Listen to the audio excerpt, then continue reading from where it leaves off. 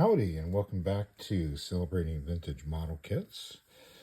In another one of our wood kit series, we've got a Comet solid scale, 1944 produced kit of the Marauder B-26. This one's in 1/64 scale. So Comet made a lot of wood kits pre-war. During the war, they made a lot of wood products for the military, including some of the recognition models. They make kites for target practice for gunners to shoot at, and a number of other things during the war. But they were still able to put out some kits. There was a halt on balsa wood in the middle of the war, but in 44, 45, they released balsa wood again to other production, and so you started getting a lot of kits again towards the end of the war. Comet themselves started out as a Comet Model Airplane and Supply Company in 1929 in Chicago, Illinois. A gentleman by the name of Bill Bishop started the company, and he wanted to sell wood kits in order to make money for himself to buy a full-size glider. So that's what his main goal was.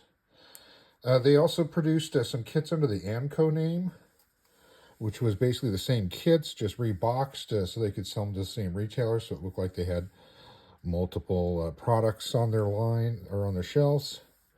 They also started making glue. They melted down cellulose window pieces in order to pour it into tubes that they sold for gluing their kits together.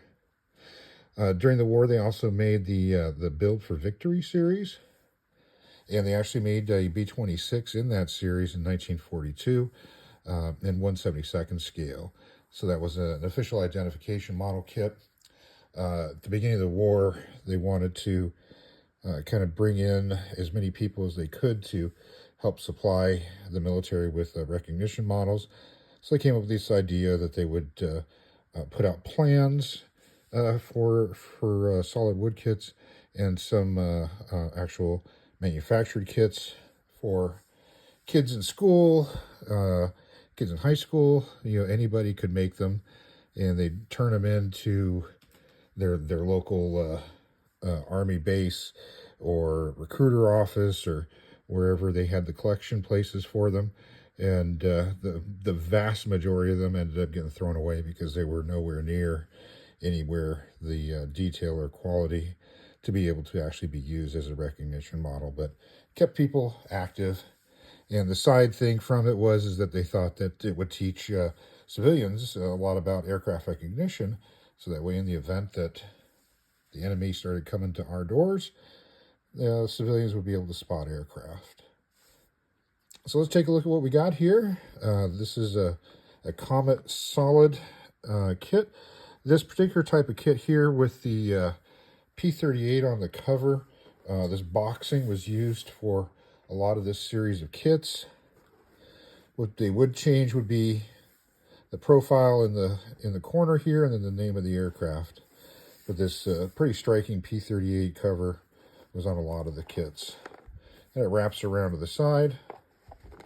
You've got the Comet shooting star on here. Exact scale model airplane. U.S. Army bomber made from shaped balsa parts. The other side, again, the artwork wraps around. You have a line drawing of the B-26. On the end, you've got information about Comet. 1944 production date on it. And on this end, kit M2 or 664. Again, with the same line drawing. Nothing on the bottom. See, it's a lithograph print cover that was glued onto the box top. Here we see that same kind of cheap cardboard that was used during the war. And here we have the instruction sheet. Being 1/64th and twin engine bomber, this is a fairly large set of instructions. Do my best to show it to you here.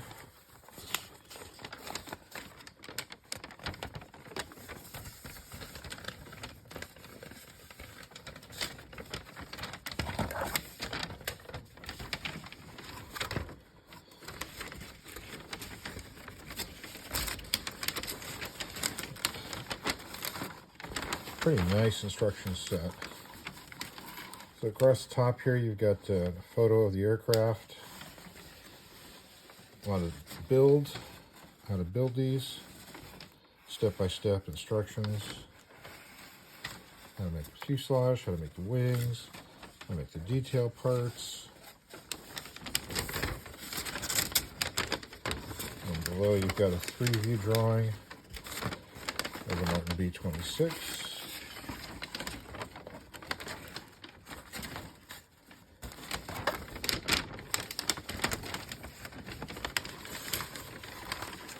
More of the 3-view, showing you, in addition to the 3-view drawing itself, showing you, it also has all the marks for where the templates would go, showing you the shape of the fuselage. Shows you how to make the propeller. Word about the B-26. An exploded view of the kit, how to put it all together.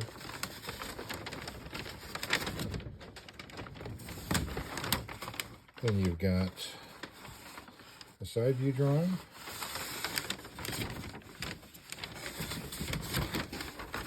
And a front view drawing. In the corner here, you've got something kind of interesting. Plane facts, number 18. Explain to you how de-icer boots work. And finally, down in the bottom corner, you got the information about the kit. 3/16 inch to equals 1 foot. Translates to 1/64 scale. This is a almost 13.5 inch wingspan. Kit number M2. And it was drawn by George Gordy, I think it was, 1944. So there's your instruction sheet. Just fold it back up.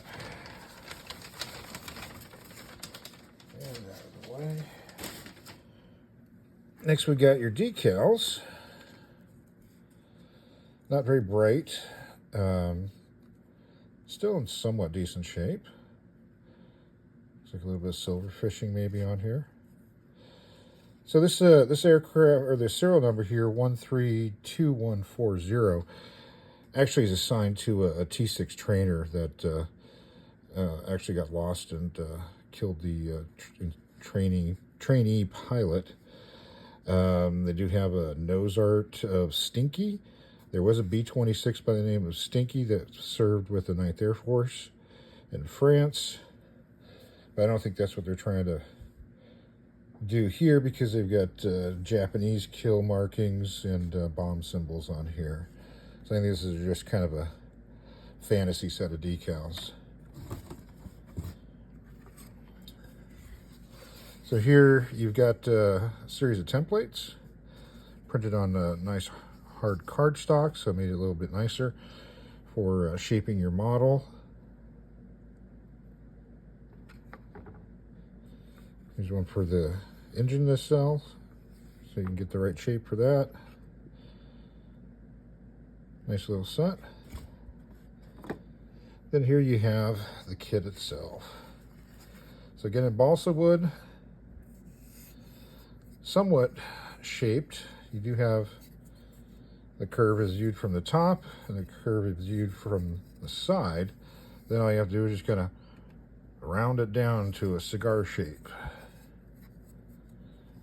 It looks like a pretty decent quality balsa. Then you have the wings.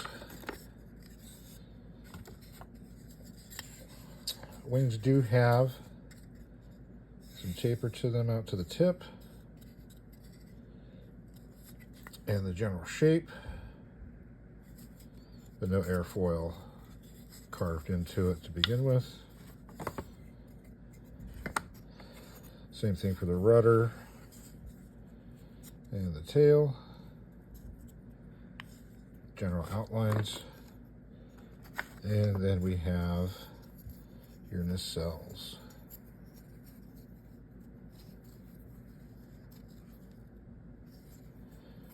They do seem a little bit off from each other. That same thing again, you know, they've got the profile from the side, no profile from the top. But you have to do a lot of sanding to get that round shape that the Marauder is known for. Use your prop blades.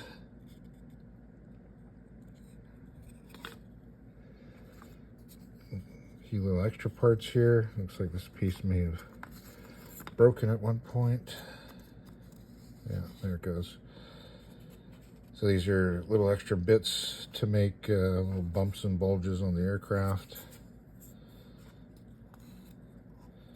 Not sure if this was maybe part of this, maybe make a sanding block. You get a rough grit and a finer grit sandpaper. Another piece, direction finding loops. Let's probably make the turret.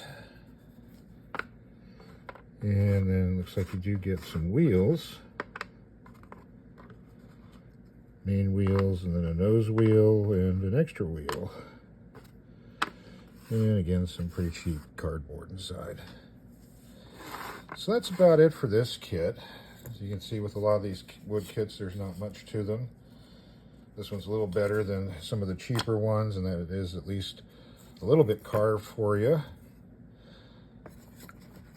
The B-26 was a pretty popular plane for model kit makers.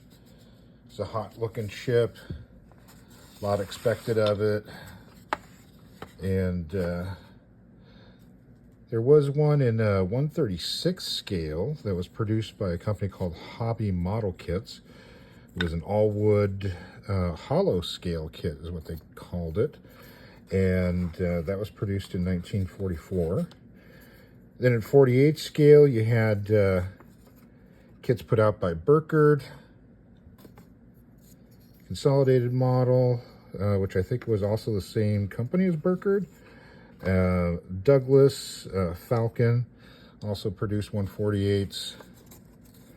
And then in 1/57th scale, you had Master Modelcraft produced one. Then in 72nd, you had quite a number of them.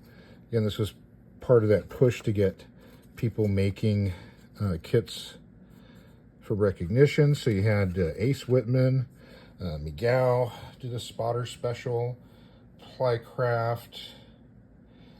Their version was done with layers of wood, so that it would be built up with layers of plywood, or to make like a plywood, and it was kind of a unique design. Looked pretty good when it was completed. You know, their push was that it would take no sanding, but really to get it to look right, you did need to do some sanding to it. Strombecker also produced one in 43. And Frog also made one under their Penguin series in 1945. So their Penguin series was that the original Frog kits were flying kits, and so when they started making scale kits that were non-flying, they called those Penguins, you know, non-flying birds, I guess. So that was in 45. There was an 80th scale one made by Pioneer, 85th scale one by Eagle, and finally 1/122nd scale one from Supreme, part of that same line that we saw earlier in one of our earlier videos. So that's about it. Kind of a middle of the road as far as what you had to do for a kit here, but still, you know, pretty nice, decent size model. So if you're looking to make something a little more substantial, this Comet was a good choice for that. So if you built one of these, you know, definitely let us know in the comment section. If you built any solid kits from that era, let us know. And if you got any pictures of solid wood kits that you've built in the past, or, you know, maybe even recently on your shelf, you know, send some pictures in. The Email information is in the channel description, so send that in, and we'll put it in our next viewer video. That's about it for today. Well, thanks for watching, and have yourself a great day.